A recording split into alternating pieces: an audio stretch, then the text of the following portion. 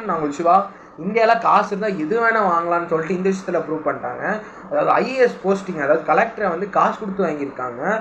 Exam எழுதி நிறைய medical test அது இதுன்ற நிறைய பேர் கனவே ஐஏஎஸ், ஓகேங்களா? அந்த போஸ்டிங்கை காசு கொடுத்து ஒரு லேடி வாங்கியிருக்காங்க. இப்போ அவங்க அரெஸ்ட் பண்ணி ஜெயிலில் தான் இருக்காங்க. பட் இத்தனை நாள் அவங்க இருந்தது ஏன் இந்தியா கவர்மெண்ட்டுக்கு தெரியாது. அவங்க எக்ஸாமே எழுதாமல் மெடிக்கல் டெஸ்ட் எதுவுமே அட்டன் பண்ணாமல் கலெக்டர் போஸ்டிங் போய் உட்காந்துருக்காங்க.